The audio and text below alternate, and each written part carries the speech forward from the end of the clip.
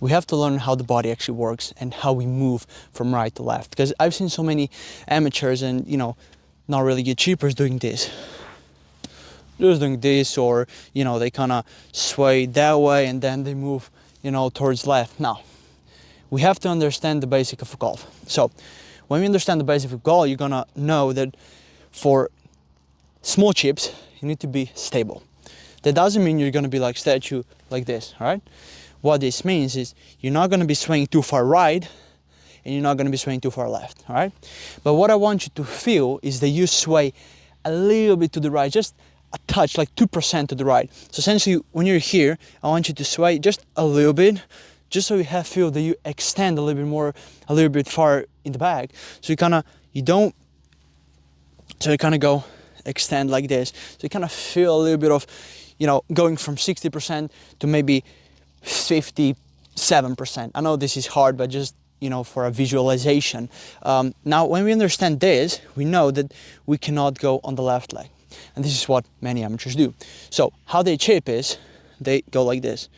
They have, all right, let's say I have 60-40%. Now what they're gonna do, they're gonna go 70-30.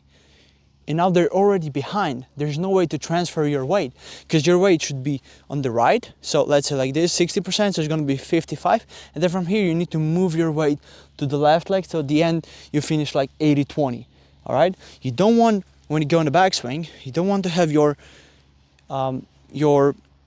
weight distribution to be already 70 here. You want your weight distribution, so let's say 60-40, like we said, a little bit to the left. Now from here, either I stay 60-40 or I move a little bit to the right. So let's say 60 is this percent and it's gonna go 55.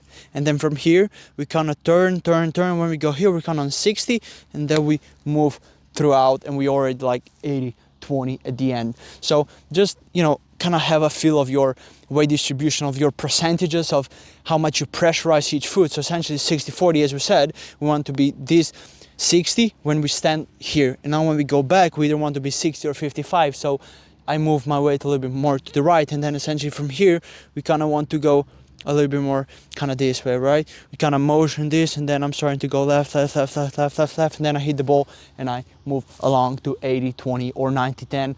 You know, it depends how you chip. So this is a really important thing for you to actually understand the motion of the swing. And the motion of the chipping is not going to be one movement, second movement, third movement. Everything needs to be together. So essentially from here, you want 6, so we kind of move that way. And now we start, when the club is still going up, I'm kind of starting to move with my hips left. So my club head is already moving back, which means when the club is moving back, my hips are starting to move left towards the hole.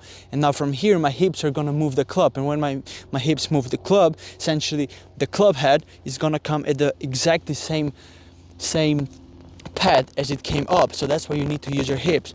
So watch, like this. We go up, and then already moving with my body. And then when I go, I just go throughout the whole chip. So extend, boom, all right? I'm gonna give you 2 slow motion videos on how to actually chip, and so you get a better idea on a little bit small motions and, you know, how the motion of my chipping actually works. So let's do this.